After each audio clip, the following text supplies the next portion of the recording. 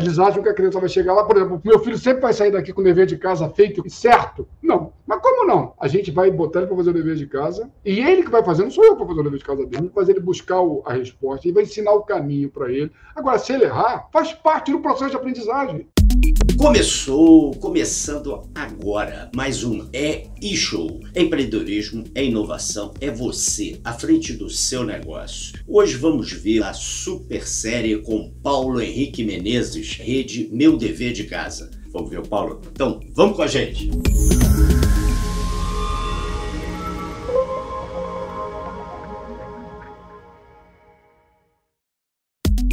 Seja muito bem-vindo, Paulo Henrique Menezes. Consegui trazer aqui o grande Paulo Henrique, o homem do Meu Dever de Casa. Só que nós vamos lá atrás agora, Paulo. Como é que começou esse negócio de empreender? Você menino lá, ainda garoto, você já percebeu algum traço que dizia assim, eu vou ser empreendedor? Rapaz, agora você... Essa barba branca, ela não é pintada, tá? Dizem que é charme, mas ela já é história de vida, já passou muita água debaixo da ponte. A primeira atividade, assim, que eu me recordo... Eu tenho duas atividades muito interessantes que eu me lembro. Eu devia ter uns 6 anos de idade, meu tio, que é um empreendedor também grande, ele foi dono da Folha Dirigida, ele trabalhava no Jornal dos Esportes e fazia um caderno de educação do Jornal dos Esportes. Tem uma foto minha sem dente, eu vendendo o Jornal dos Esportes no dia, porque quando saía o vestibular, o pessoal ia correndo o Jornal dos Esportes para comprar, para ver se tinha passado ou não. Saiu o resultado lá do jornal, exatamente, é isso aí, peguei isso. Lá na cidade. E tem uma foto minha lá, pequenininho, ele falou, olha, o que você conseguir vender de jornal, o dinheiro é seu. Isso ele me contando que eu não tenho memória disso. E tem foto minha que ele tirou, preto e branco, eu lá na porta de uma variante vendendo lá jornal. Então, eu não sei se isso já é uma veia ou um início de empreendedorismo. Logo em seguida, meu pai tinha uma empresa de reembolso postal, foi muito grande na época, em seus 7 anos de idade, eu sou de 65. Ele teve uma ocasião que ele vendia posters de automóvel. Aí um dia eu falei, pai, posso levar uns posters para vender no prédio para os meus colegas? E meu pai conta para mim que fazia fila na porta do meu apartamento lá, que eu morava aqui em Botafogo, para comprar os posters de automobilismo que eu vendia. Mas era uma relação muito interessante, que eu não tinha custo, né? Eu só ficava com a receita, né? Só muito com bom. A receita, né? Se isso tivesse dado continuidade hoje, eu adoraria. Mas aí de lá para cá, eu fiz muita coisa. Só para você ter uma ideia, eu já tive confecção em Uberaba, já vendi peixe, participava do mercado de peixes, já trabalhei com seguros, até que na década de 90 eu fiz uma revista, que foi a Franchise Magazine, na primeira revista de franchise que teve no Brasil, na verdade. E a BF hoje, ela se tornou o que ela é, grande, é claro. Mas naquela ocasião já comecei a trabalhar com empreendedorismo, montei em 1995, quando o Collor abriu a importação de automóveis, uma Towner, que chamava Creptomania, que era uma Towner, que era um food truck de hoje. Então peguei uma Towner, levei para um cara em São Paulo, ele adequou ela internamente para fazer venda de crepe. Cheguei a ter umas 20 ou 20 e poucas unidades espalhadas. Depois não consegui legalização, aí quebrei. A primeira quebra minha vida, que foi ruim, mas foi boa, que a gente aprende sempre com essas coisas. E aí eu fui trabalhar no Bradesco, fui ser corretor de seguros no Bradesco. E aí fui criando minha carreira e finalizei ela, do ponto de vista executivo, como executivo de uma companhia de petróleo muito grande, em 2013, né? E aí voltei para o mercado empreendedor, montando na época um curso de inglês, logo em seguida o Meu Dever de Casa, e cá estamos nós aí batendo esse papo agora, depois desse grande preâmbulo. Que beleza! Chegamos então no Meu Dever de Casa, né? Que é uma ideia, assim, que eu diria genial. Genial porque, na verdade, você detectou um problema que existe para todas as pessoas em todo momento. Sempre vai ter uma criança na escola, sempre vai ter o problema de fazer o dever de casa, e você, em cima desse problema, você já apresentou a solução. Estudioso do jeito que você é, você já buscou um método, já aprimorou o método, e eu sei que isso aí vai crescendo, né? Porque você vai desenvolvendo, aprimorando. Você tem isso agora que transformou inclusive em franquia, né? E está começando a espalhar isso aí pelo Brasil. Conta pra gente aí, primeiro, como é que começou a ideia do Meu Dever de Casa. Conta pra gente como é que foi isso. Pois é, em 2000 eu fui diretor da Embeleze e lá eu fui apresentado a antroposofia, cujo criador é um filósofo chamado Rudolf Steiner, que depois eu fui fazer uma pós na PUC de filosofia e estudei ele mais um pouco. E esse cara tem uma proposta de educação, escolas Waldorf, e quando eu li aquilo, eu não conhecia isso naquela ocasião, fiquei encantado com o modelo de educação que ele estava propondo, que ele havia construído, isso no século XIX. Aí eu fiquei encantado com isso, falei, bom, esse cara tem alguma coisa que me chamou a atenção. Mas conheci a antroposofia, a metodologia para gestão de empresa, naquela ocasião lá pela Embeleze, tive uma formação em coach naquela ocasião, que foi muito válida, é um coach transformador de dentro da empresa, e vi que aquela metodologia que tinha um nome, aquele modelo de ensino tinha um nome que também para mim era desconhecido, que chamava-se andragogia. Aí eu descobri que pedagogia, gogia é conduzir, pedos é criança, então pedagogia é conduzir crianças, andragogia é conduzir adultos, e a antroposofia se balizava num processo andragógico para nos preparar para sermos boas pessoas, bons empresários, bons seres humanos. Que era o que a Embeleze me proporcionou, talvez do mais valioso que eu aprendi na Embeleze, foi essa oportunidade que eu tive lá. Foi ótimo, super valioso, agradeço muito eles. Com isso, e somando a meu conhecimento de filosofia, eu comecei a ter curiosidade por educação. E na mesma época, 2001, mais ou menos 2002, entrou um termo novo, que somou-se a andragogia e a pedagogia, que chama-se eutagogia. O que era eutagogia? Eutagogia era um termo novo, fora criado naquela ocasião, porque com o início e a disseminação do EAD, existia um incômodo de como fazer para que a pessoa aprendesse sozinha, longe de um professor, fora de uma escola. Aí, 2 australianos começaram a avaliar isso, criaram esse termo, eutagogia, que é autocondução. Então, como é que você conduz sozinho o seu processo de aprendizagem? Mergulhei nisso, comecei a ter curiosidade disso. Eu já tinha feito cursos de inglês, já estava trabalhando nesse mercado de petróleo há alguns anos, estava pensando na possibilidade de um dia sair, e vi que eu tinha uma dificuldade, por mais que eu tinha me formado em inglês, feito 2 anos depois de conversação e tal, meu inglês não era aquele inglês fluido que eu gostaria de ter. Comecei a achar que eu tinha algum problema cognitivo. Literal, falei,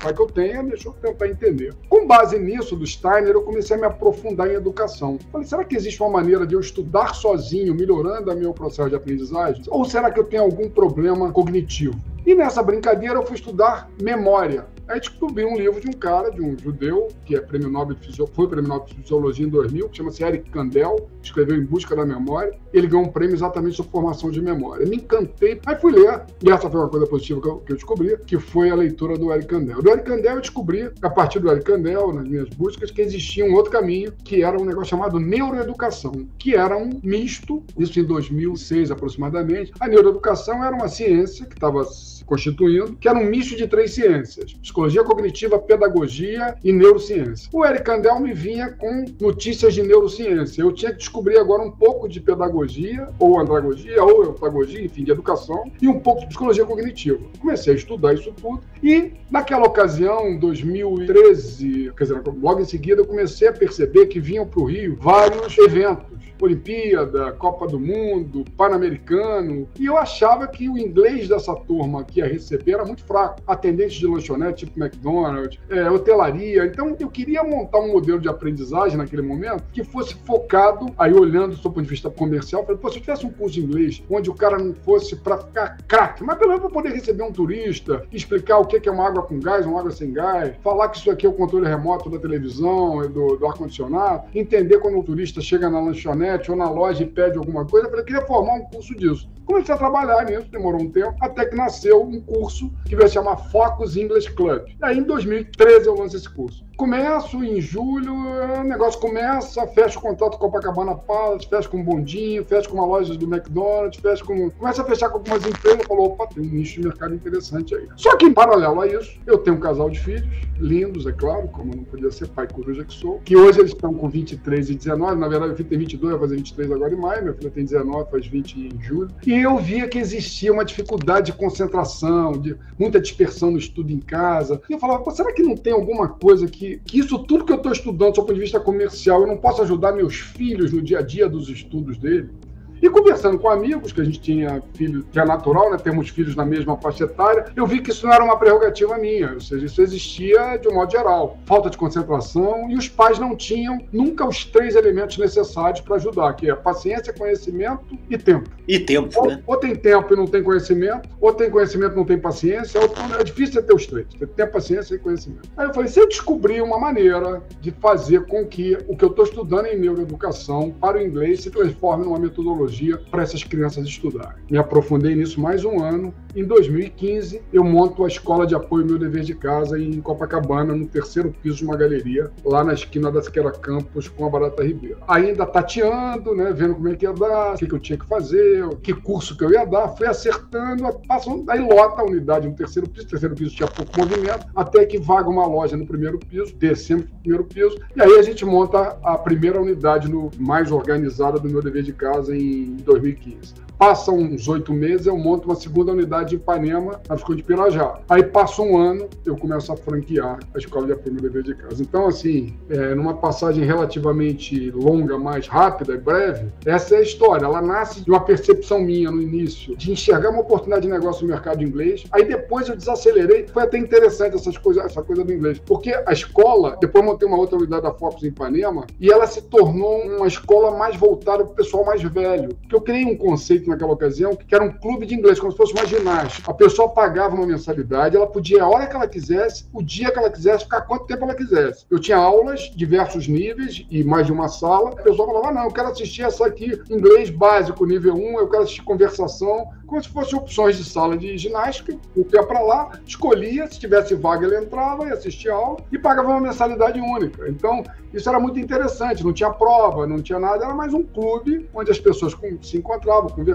Aí veio a pandemia e o pessoal mais velho foi o primeiro a sair da rua, né? Aí eu fiquei com a operação mais de um ano e quase um ano e meio, pagando professor, pagando aluguel, pagando tudo. Mas aí, uma hora, não dá para segurar mais. Só que o Meu Dever de Casa continuou. Ele, em várias cidades, como eu já tinha franquia nessa ocasião, em várias cidades, ele continuou. Aí eu comecei a dar mais gás no Meu Dever de Casa e hoje estamos aí com 42 escolas aí no Brasil inteiro. 42 escolas, né? Eu queria que você contasse, né, quais são as maiores dificuldades que você tem com esse empreendimento, né? O que você está vendo? Quais são as maiores dificuldades e oportunidades? Esse modelo ele é um modelo disruptivo, né? É uma dor existente, crescente e contínua, ela não vai terminar. Quanto maior o nível de acesso das crianças e adolescentes a distratores, maior tende a ser a dificuldade da criança estudar e querer estudar em casa. Some a isso a inteligência artificial. Você vê o ChatGPT, o que ela é capaz de fazer hoje em dia. Quer dizer, se a pessoa tem um dever de casa, ela bota um ChatGPT, ele faz para o dever de casa da pessoa, não precisa fazer mais nada. Então, é um desafio a gente formar pessoas com capacidade de pensar, com capacidade de mergulhar no problema. Isso é sempre um desafio e é um desafio que eu gosto. Mas o grande desafio é que muitos dos pais e das famílias, infelizmente ainda, eles olham respostas de curto prazo.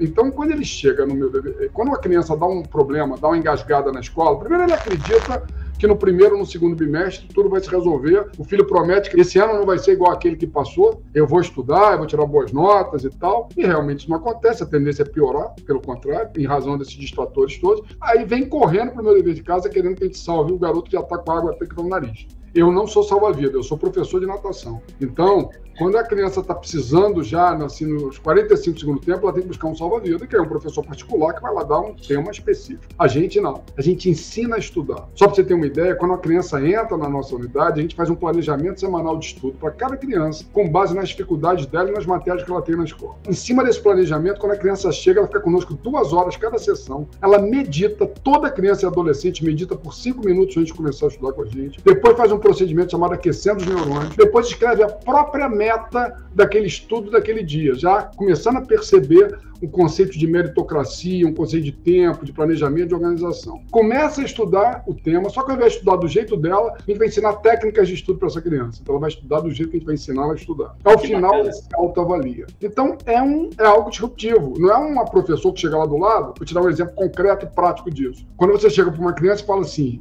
isso é o exemplo que eu mais gosto de fazer quando eu estou em uma unidade. Ela faz uma redação, um resumo, com base em alguma técnica que a gente ensinou para ela. Aí a gente bota lá uma palavra com uma crase. Numa frase, ela acrescenta uma crase. Aí eu pergunto, ô Joãozinho, por que você botou essa crase aqui? Aí ele, ué, professor, não era para botar crase? Aí eu falo, não sei, eu não entendo crase. Ué, mas o senhor não entende crase? Não, mas você botou a crase porque você entende crase. Senão você não ia botar, você botou porque era bonitinho. Não, porque eu acho que tem. Não dá pra achar, tem uma regra para isso. Vamos procurar onde é que tá essa regra. Ela tá na gramática, vamos pegar a gramática. Aí pega a gramática, onde é que tá na gramática? A regra de crase. Então, vamos pegar a regra de crase. Aí ali tem uma palavra e diz que, digamos que ele tenha colocado uma crase antes de um verbo no infinitivo, que você não coloca a crase antes do verbo no infinitivo. Aí eu falo, olha, tá vendo? Qual a classificação dessa palavra que você botou aqui? Aí ele pode falar verbo no infinitivo ou falar não sei. Se ele fala verbo no infinitivo, eu falo, então olha lá na regra. Antes do verbo no infinitivo, não se coloca a crase. Então tira esse troço. A outra maneira era eu chegar para ele e falar assim, Joãozinho, olha, você botou essa crase aqui, mas antes do verbo no infinitivo você não se coloca a crase. Digamos que isso acontece assim, para mim, é tristeza, a imensa maioria das vezes, eles não sabem a classificação da palavra. Então não adianta eu ensinar uma regra que eu estou dizendo que aquilo, que não se coloca a crase antes do verbo no infinitivo, eu não sabe que aquela palavra é o verbo no infinitivo. Então eu tenho que voltar para a classificação de palavra para poder construir o conhecimento dele, e é isso um professor particular, ele não tem tempo para isso. A gente faz esse diagnóstico, vai na origem do problema e vem trabalhando. Então a gente trabalha uma régua que é acompanhamento escolar e mais recuperação, porque para completar a pandemia fez um hiato assim violento. Então a gente vai tentando juntar esses dois aqui para depois soltar ele. O nosso grande problema é mostrar para os pais que a gente está trabalhando um processo que é melhoria cognitiva, capacidade de foco, capacidade de concentração, processo de aprendizagem, e não é só dever de casa. Eles acham que a criança vai chegar lá, por exemplo, o pai fala pra gente, meu filho sempre vai sair daqui com o dever de casa feito e certo. Não. Mas como não? A gente vai botar ele pra fazer o dever de casa, e ele que vai fazer, não sou eu pra fazer o dever de casa dele. Em casa quem faz é a avó, é a mãe, é o pai. Ele que tem que fazer o dever de casa. A gente vai fazer ele buscar, a gente vai fazer ele buscar a resposta, e vai ensinar o caminho pra ele. Agora, se ele errar, faz parte do processo de aprendizagem. E ele levar pra escola, e o professor falar assim, errou, e explicar que ele errou. Agora, quantas mães levam a nota do filho? Porque ela que faz o dever de casa pra criança. Então... Muito bacana, muito bacana. Eu queria o seguinte, aqui não pode faltar, Paulo, a grande sacada, ou seja, qual foi a grande sacada da sua trajetória e a grande cagada, que aliás é uma das formas melhores, né, de aprender, é aprender com erro, né? Ou seja, você vê um erro, esse erro não vou cometer mais. E conta aí, qual foi a grande sacada da sua trajetória empreendedora e sua grande cagada? Eu acho que a grande sacada, eu poderia dizer que foi a luz que eu recebi para perceber esse gap que tem na educação e onde hoje é um oceano azul. Ninguém faz o que a gente faz. Não tem nenhuma empresa franqueadora, nenhuma empresa no mercado que oferece o que o meu dever de casa oferece. E digo isso sem pretensão. Não existe ninguém que faça. Ou você tem empresas que dão aula particular, que se propõem a fazer gestão de aula particular, ou umas que têm um sistema pronto de ensino, que a pessoa entra lá e tem um sistema para acompanhar. Mas um modelo onde a criança vai para cumprir uma obrigação dela diária, só que ao invés de fazer do jeito dela, tem uma metodologia por trás que ressignifica o conceito de estudar. Eu acho que isso foi uma grande sacada, que é um desafio, né? Porque não é uma coisa padrão, não é uma coisa que eu saí e montar uma loja de hambúrguer, ou de empada, ou de pão de queijo, enfim, uma coisa que todo mundo já sabe. Então, toda vez que um pai chega, eu tenho que explicar, que costumo brincar que a mãe vai comprar uma rosa e eu entrego um buquê, porque a gente entrega muito mais do que a mãe está imaginando que a gente vai entregar. Em contrapartida, dentro ainda do meu dever de casa, eu acho que a minha grande cagada foi achar no começo que eu poderia só vender cursos de aprimoramento cognitivo. Aí eu fazia cursos de 1 hora, 2 vezes por semana, para melhorar o processo de concentração e foco para as crianças. Não sei se o time estava errado, eu perdi aí talvez 1 ano da minha trajetória enxergando, porque esse é um problema concreto, mas que talvez a sociedade, por razões que eu ainda desconheço, ou pelo momento, ou seja lá por que for, não comprou esse produto. Isso não estaria contido dentro do teu negócio como um todo hoje? Exatamente. O que fiz foi isso. Ao invés de vender separado e fazer 1 hora de sessão, a gente aumentou para 2 horas de sessão e jogamos para dentro aquilo que eu vendia separado. Então hoje, aquilo que eu sonhava em vender como um curso, como uma capacidade cognitiva de preparação,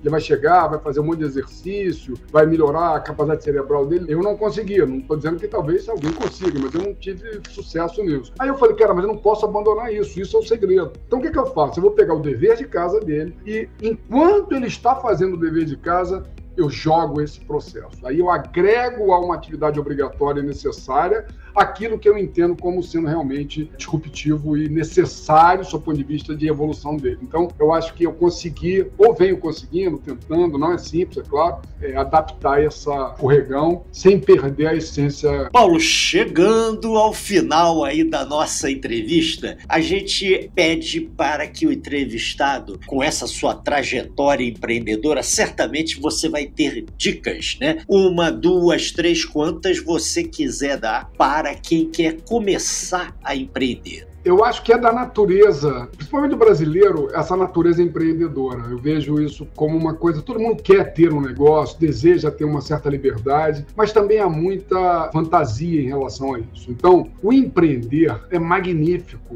é maravilhoso, mas é cansativo, demanda muito esforço, demanda muita capacidade de construir equipe. Então, a dica que eu tenho primeiro é uma autoavaliação. A gente tem que avaliar se a gente tem capacidade de ser empreendedor, porque tem muita gente que gostaria de, mas não sabe o que é ficar à noite sem dormir, como a gente fica, um empreendedor, um franqueador, fica à noite sem dormir pensando em como solucionar um problema, uma questão. Então, um franqueador, um empresário de qualquer porte que seja, se você é franqueado do Meu Dever de Casa, você também passa as suas preocupações. Como é que eu vou captar aluno? Como é que eu vou resolver essa questão? Como é que eu vou manter esse time que eu tenho? Como é que eu vou treinar minha equipe? Isso tudo com o apoio de uma empresa franqueadora. Mas você é franqueado, você é dono do seu negócio. Então você tem a sua responsabilidade. Tenha você a pretensão de ser um franqueador, tenha você a pretensão de ser um empresário, em qualquer nível que seja. A primeira sugestão que eu faço é faça uma autoavaliação sincera e concreta de que você tem esse perfil, essa disponibilidade, esse interesse de navegar nesse mercado de imprevisibilidade. Empreender é imprevisível.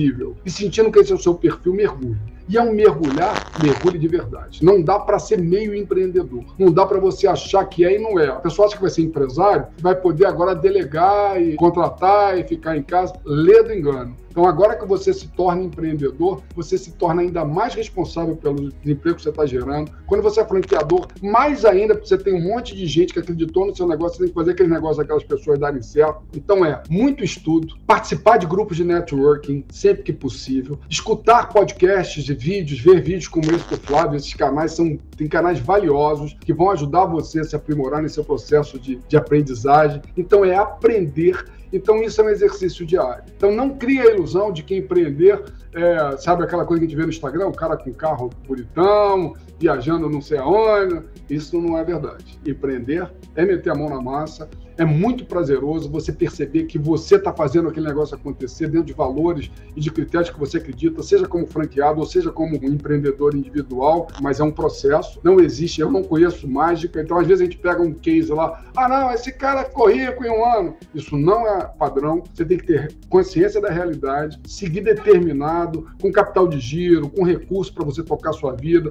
fazendo conta, tendo consciência do mercado que você vai atuar, estudando bastante, e aí você tende a seguir. Existem muitas oportunidades de negócio. Ideia é fácil. O difícil é a execução. Então, se você vai ser empreendedor, foque na execução. Analise a sua ideia, analise a sua capacidade financeira, analise a sua capacidade, seu conhecimento, se você vai sozinho, se você vai mais alguém, e foque na execução, na capacitação do seu time e no desenvolvimento da sua ideia. Maravilha! Olha, eu pedi uma dica, o homem deu uma aula aqui, cara. Que bacana, Paulo. Olha, adorei. Vida longa, Meu Dever de Casa. Quero dizer aqui no ar para você, Paulo. Paulo, você é show, meu amigo. Muito obrigado, grande. Valeu demais. Obrigado, Flávio. Foi um prazer. Sempre um prazer estar com você. Espero que tenha contribuído aí junto com esse time tão valioso que você já trouxe aí para o seu programa.